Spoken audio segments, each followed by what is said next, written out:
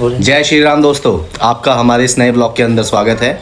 अपना आज का टॉपिक स्टार्ट करने से पहले मैं आपसे रिक्वेस्ट करूंगा कि आप पहले इस वीडियो को देखें। ভিসা লাগবে না, কোনো প্রকার পাসপোর্ট লাগবে না, আমি এখন ভারতে ঢুকে যাব। वीज़ा लाबे ना, पासपोर्ट लाबे ना, एकदम फ्री में। चलो आपको इंडिया में घुस के बताता हूँ। यह शब्द एक बांग्लादेशी यूट्यूबर दिलावर हुसैन के, जिसने पिछले महीने यूट्यूब पर एक वीडियो अपलोड की जिसमें वह लिटरली डेमो देकर सिखा रहा है कि कोई भी फॉरेनर इंडिया में कैसे इलीगली घुस सकता है। इस दूसरे बांग्लादेशी यूट्यूबर तहसन रकूब को ही ले लो, ये भी ओपनली डेमो के साथ दिखा रहा है कि बस एक छोटी सी तारों के ऊपर से कूदना है और आप इंडिया में पहुंच जाएंगे। और क्या, फिर आगे एक छोटा सा जंगल पार करना है जहां कोई बीएसएफ का पोस्ट भी नहीं है, मतलब कि गारंटी है आपको कोई पकड़ेगा भी नहीं। लोकल्स भी तारों के ऊपर से आए गए लोगों को कुछ कहते नहीं है, अनदेखा कर देते हैं। और फिर इंडिया आकर आपको इजीली एक कोई इंडियन बाइक मिल जाती है जिस पे आप आराम से अपना घूम सकते हो। এখন হচ্ছে একটু ইন্ডিয়ান বাইক চালাবো। ये एक ऐसा वीडियो है जो क्लियरली एक क्रिमिनल एक्टिविटी, एक इलीगल एक्टिविटी को प्रमोट कर रहा है। और इस वीडियो को YouTube पे अपलोड हुए लगभग 2 साल हो चुके हैं और उस पर लगभग 11 से 12 मिलियन व्यूज़ भी आ चुके हैं। लेकिन अब तक इस पर इंडियन अथॉरिटी ने क्या किया? No action at all. So आखिर क्यों अब तक हमने इस पर कोई भी एक्शन नहीं लिया है? और अगर आपको भी यह लग रहा है कि यह प्रॉब्लम तो मेजरली बंगाल के सभी राज्यों के साथ है, ऐसे क्या? तो ऐसा बिल्कुल भी नहीं है। यह आज बंगाल से देश के हर राज्य में फैल चुका है। फाइनेंस कैपिटल मुंबई का तो यह हाल है कि वहां पर हाल ही में 200 से ज़्यादा फर्जी आधार कार्ड फेंके हुए पकड़े गए हैं। और सेम केस हमारी देश की राजधानी दिल्ली के साथ भी हुआ है। यहाँ पर एक यूट्यूबर दिल्ली के शाहीन बाग एरिया में पहुँचता है और उसने सिर्फ 5 मिनट में कुछ 20 एक लोगों से बात करी है, रैंडम 20 लोगों से।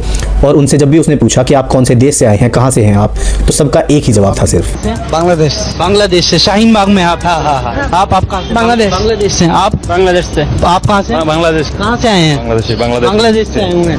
सरकार आप कहाँ से आए हुए हैं? बांग्लादेश। शाहीन बाग जैसे area completely illegal Bangladeshi immigrant से डोमिनेटेड है और आज वहां पर उनके गट्स इतने बढ़ चुके हैं कि वो सीधा इंडियन अथॉरिटीज को धमकी भी दे देते हैं। सरकार अगर आना चाहे तो नहीं आ सकता। शाहीन बाग का नाम सुना आपने? एक बार बोला अपने मुझे शाहीन बाग और फिर फील करना कि शाहीन बाग है इसका नाम। अगर आने के लिए बहुत बड़ा जिगरा चाहिए, समझ रहे हो ना? ये एक कड़वी सच्चाई है दोस्तों कि इंडिया आज एक तरह से crime capital of the world बन चुका है।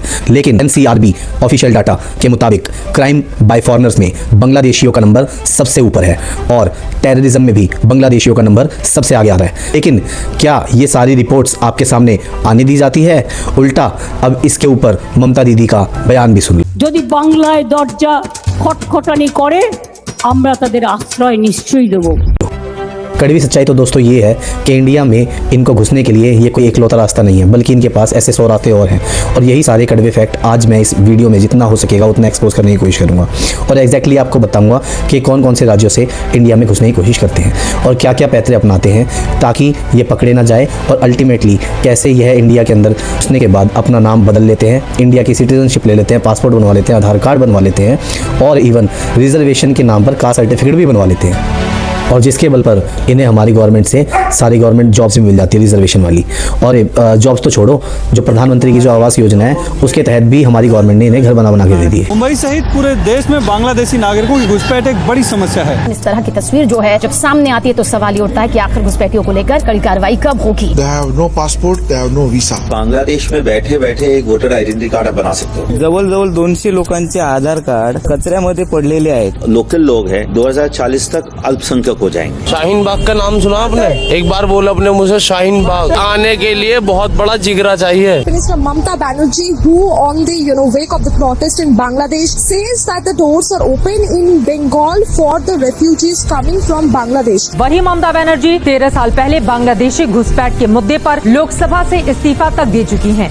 बांग्लादेश से आने वाले घुसपैठिए हिंदुस्तान के लिए संकट हैं।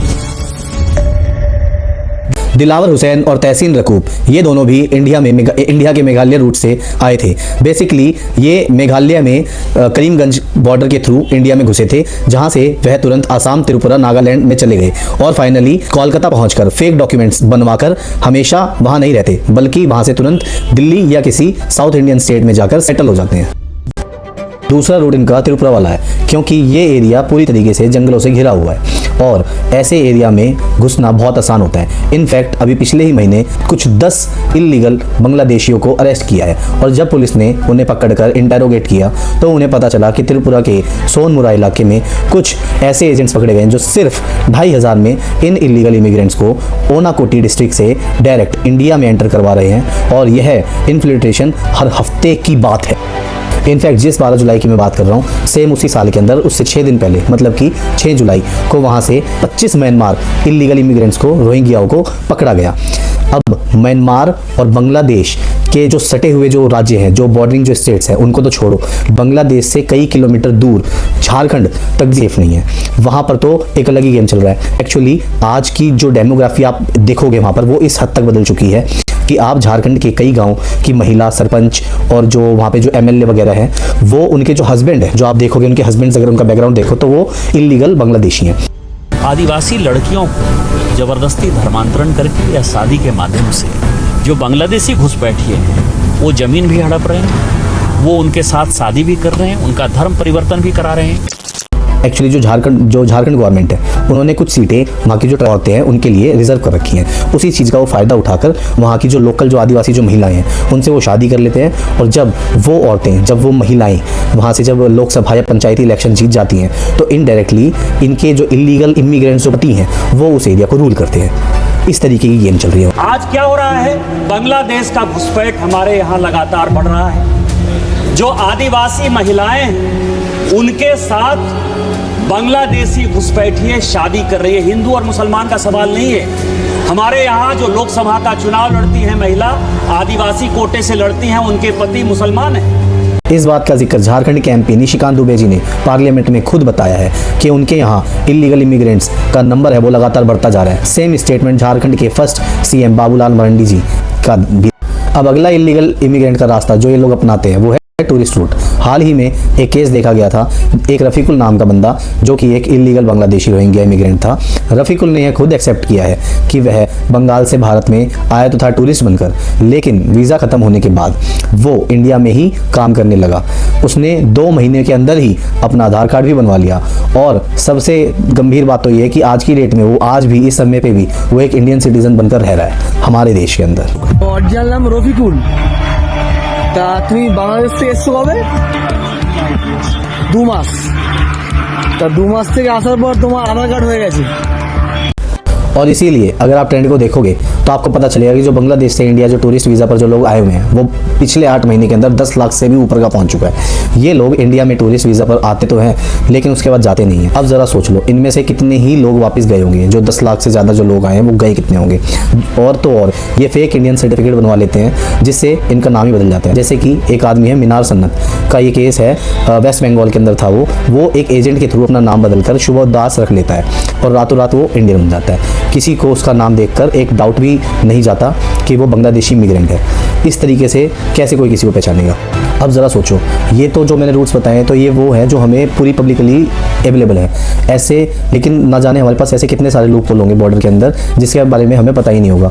और ये कितने हज़ारों की, कितने लाखों की संख्या के अंदर ये इंडिया में घुसते जा रहे हैं। हमारे देश की पूरी डेमोग्राफी को ही चेंज कर रहे हैं, देश के पॉलिटिक्स को ही चेंज कर रहे हैं। और सबसे इंपॉर्टेंट बात, ये लोग इंडियंस का हक भी खा रहे हैं, आपसे हमसे हमारे हक छीन रहे हैं। इसमें इंडिया में रहने वाले हिंदू, मुस्लिम, क्रिश्चियन, सिख सब शामिल हैं। सबको यह चीज़ भुगतनी पड़ रही है। कई सारे इलीगल इमिग्रेंट्स का एजुकेशन, जॉब, घर तक हमारे टैक्सेस के पैसों से फंड हो रहा है। I mean just think about it. आज इंडिया में कंडीशन ऐसी है कि एक आम आदमी जो 22 से 25 साल रगड़ने के बाद भी बड़ी मुश्किल से कम 30 से 40 साल, 50 साल जॉब करता है और उसके बाद वो एक घर खरीद पाता है ना। फिर सारी ज़िंदगी मेहनत करने के बाद ईमानदारी के पैसों से वो अपना टैक्स भरता है, सब कुछ करता है और बस एक घर खरीदता है, एक छोटी सी गाड़ी लेता है, अपने बच्चों को बड़ी मुसीबत से पालता है। और वहीं पर दूसरी जगह देखा जाए तो ये लोग आराम से कहीं से भी घुस जाते हैं और कहीं पे भी जहाँ इनकी इच्छा हुई वहाँ पे इन्होंने अपना झुग्गी डाल ली, कहीं पे भी कुछ भी कर लेते हैं। बहुत सारी जगह ऐसा देखा गया, जो प्रधानमंत्री जो अटल आवास जो योजना है उसके तहत इनको इन इलीगल इमिग्रेंट्स को इनको घर भी अलॉट हो गए। ये इनका मन करता है जहाँ मर्जी बस स्टॉप पर अपनी झुग्गी डाल लो, कहीं पे रेल की पटरी पे डाल लो, कहीं पे कुछ भी करो। और जब इनको अगर हटाया जाए तो फिर ये फिर कोर्ट का और इंसानियत का और बहुत सारे लोग वो आ जाते हैं, ह्यूमन राइट्स वाले, कि क्यों किसी गरीब को मारना, क्यों किसी गरीब को मारना। ये गरीब लोग हमारा हक मार रहे हैं, उसके बारे में कोई कहीं बात नहीं करता। सबसे बड़ा कंसर्न तो ये है कि ये इंडिया के लिए एक बहुत बड़ी जो सिक्योरिटी थ्रेट है। आतंक फैलाने के अंदर इन लोगों का हाथ है, दंगा भड़काने के अंदर इन लोगों का हाथ है। सबसे ज्यादा क्राइम ये लोग कर रहे हैं, बांग्लादेशी लोग। बल्कि 2018 के अंदर भी पुणे ATS के अंदर एक 5 बांग्लादेशी इमिग्रेंट्स को अरेस्ट किया गया था। क्यों किया गया था? क्योंकि ये लोग जो अलकायदा है उसके लिए एक टेरर ऑपरेशन कंडक्ट कर रहे थे। रिसेंटली भी, अभी थोड़े दिन पहले भी NIA ने 10 बांग्लादेशी इमिग्रेंट्स को पकड़ा है, उनके खिलाफ जो चार्जशीट जो फाइल की है, क्योंकि ये लोग इंडियन मुस्लिम्स को भड़का रहे हैं, एक रिलीजियस वॉर पैदा करना चाहते हैं हमारे देश के अंदर, और इसलिए इन्हें पकड़ा गया है। और अभी आप अगर देखोगे भी अपने डाटा के हिसाब से भी उठाकर, तो आपको सबसे ज्यादा पता चलेगा कि इंडिया के अंदर सबसे ज्यादा अगर कोई फॉरेनर अगर कोई क्राइम कर रहा है तो वो कौन है? वो सिर्फ बांग्लादेशी है। क्राइम चाहे किसी भी तरीके का, ह्यूमन ट्रैफिकिंग हो चाहे इलीगल ड्रग स्मगलिंग, ये आपको हर जगह दिख जाएंगे। इनका नाम हर एक क्रिमिनल एक्टिविटी के अंदर है। लेकिन क्या हमारा देश इसके ऊपर किसी तरीके का कोई एक्शन ले रहा है? तो मैं बताना चाहूंगा आपको कि हाँ, ले रहा है। अब हमारे देश के अंदर आप देख रहे हो कि एक SIR चलता हुआ आ रहा है, जो अभी बिहार के अंदर कंडक्ट हुआ है। वहां से आपको बहुत सारे बांग्लादेशी पकड़े हुए मिलेंगे, और अभी वेस्ट बंगाल के अंदर हुआ है। वहां पर तो आप अभी रिसेंट वीडियोज देख ही रहे हो कि वहां पर किस तरीके से काफी सारे लाखों की तादाद के अंदर जो बांग्लादेशी थे वो माइग्रेट कर रहे हैं धीरे धीरे। ठीक है दोस्तों, अब आप इसी तरीके की जानकारी के लिए हमारे चैनल के साथ जुड़े रहें। हमारी इस वीडियो को लाइक करें, कमेंट करें और हमारे चैनल को सब्सक्राइब करें। इसी तरीके की और वीडियो देखने के लिए हमारे साथ जुड़े रहें। धन्यवाद। जय श्री राम, जय भारत।